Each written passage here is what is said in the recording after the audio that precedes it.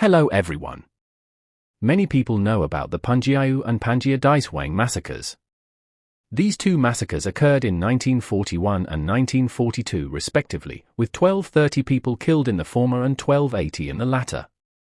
These two villages were located in Phone Run County and Luan County, Hebei Province, respectively.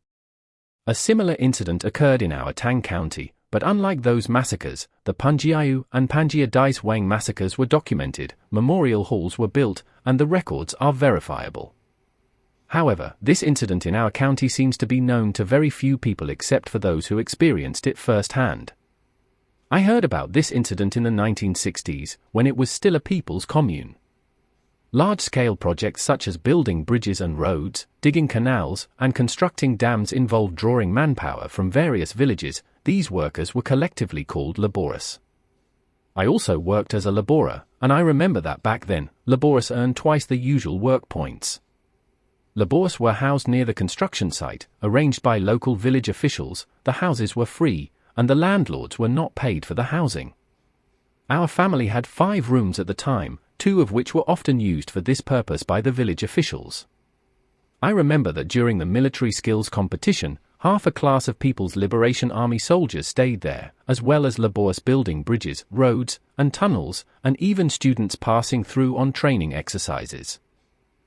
Around 1965, laborers moved into our house again.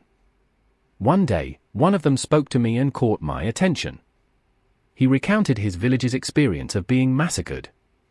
He said he was 14 years old that year, and early in the morning he was herded to an open space. A Japanese officer with a knife at his waist was speaking, and an interpreter was translating.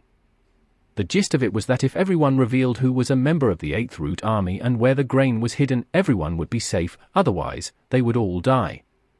At that time, I was truly terrified, but I could only remain silent. The Japanese officer shouted for a long time, his voice growing louder and louder, and the interpreter's voice becoming increasingly urgent. It was clear the officer was growing impatient. He started pacing back and forth in front of the crowd. Suddenly, he dragged out an old man from our village, drew his knife, and held it to the old man's neck, demanding to know where the grain was. The old man remained silent, and the officer slashed him down. He then dragged out a young woman, repeated the same question, and the result was the same. The woman was also killed. Everyone was terrified and wanted to get as far away from the officer as possible. A commotion arose in the crowd. At this moment, the interpreter, with a very serious expression, turned to us and said loudly, "You are all good people. If he wants to kill, let him kill me." Then, he said something to the officer, who screamed and slashed at the interpreter's neck, beheading him. Without the interpreter, the officer became even more enraged. He pointed his knife at the crowd, and gunfire erupted. Many in front died, and those who survived desperately pushed back. Behind us was a deep ravine. As mentioned in the previous episode, our area is at the junction of the Taihang Mountains and the plains, with many earthen cliffs and mounds. Japanese soldiers were at the bottom of the ravine, stabbing anyone who came down with their bayonets. Seeing this, people started climbing back up. He himself was about to fall to the bottom when a Japanese soldier turned around with a bayonet. He grabbed a man's leg and was pulled back up. Gunfire was still ringing out, and he heard people around him falling with thuds. He thought he was going to die, and he was so terrified that he lay motionless on the ground, too afraid to move. He doesn't know how much time passed, but he heard the Japanese footsteps fading into the distance. He quickly got up and ran home. At that moment, he felt home was the safest place. What touched me most about this story was the translator's actions.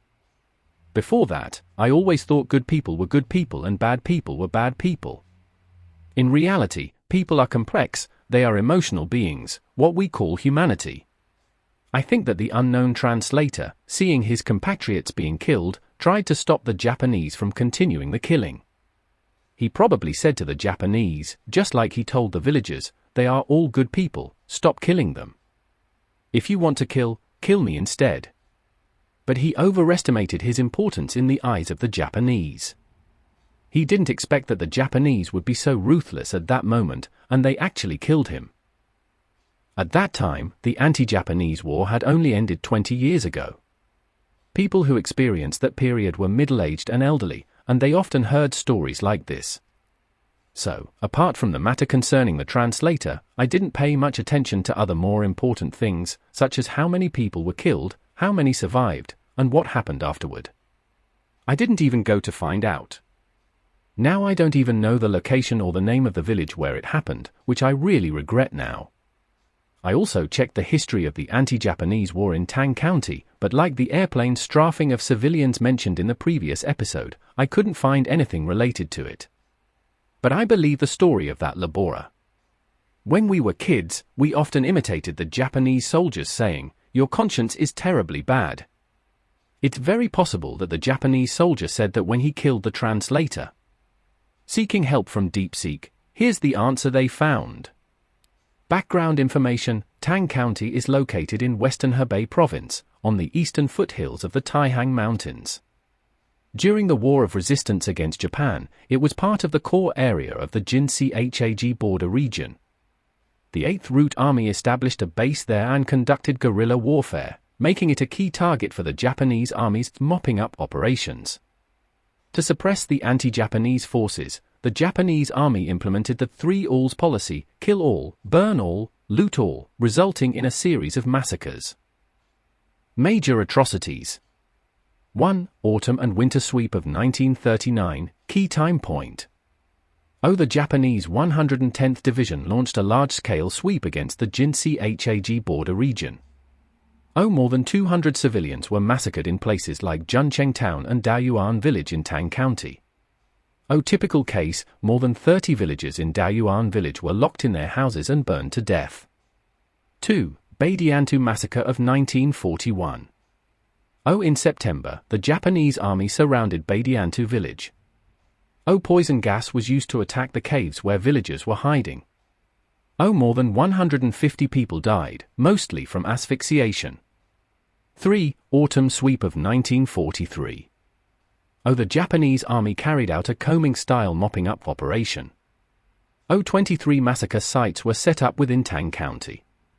More than 600 civilians were massacred, and more than 5,000 houses were burned down. Statistics.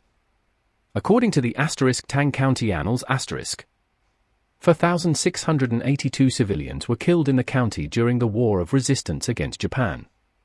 3,177 people were injured or disabled. Abducted over 2,300 young adults, most unaccounted for. Burned 42,000 houses. Contemporary memorials. Bethune Memorial Hall features a special exhibition area on Japanese atrocities. Beidiantu Massacre Memorial Monument, erected in 1995 at the site of the cave where the massacre occurred. Daoyuan Village Massacre Site remains include the foundations of some burned houses. Suggested further research. 1. Consult the Enemy and Puppet Troops Atrocities volume held in the Hebei Provincial Archives. 2. Relevant operational records in the Japanese Ministry of Defense's North China Pacification War. 3. Oral history materials, bloody memories, oral accounts of Tang County anti-Japanese war survivors. I consulted the Beidiantu and Daoyuan village massacres, and their accounts differ significantly from the migrant workers' account. They are not the same event. However, it is unknown whether the aforementioned 23 massacres committed by the Japanese Army in Tang County in 1943 include this case. That's all for today. Please like, comment, and subscribe. Thank you for your support. The next episode will discuss the Japanese Army's so-called protection of villages. See you next time.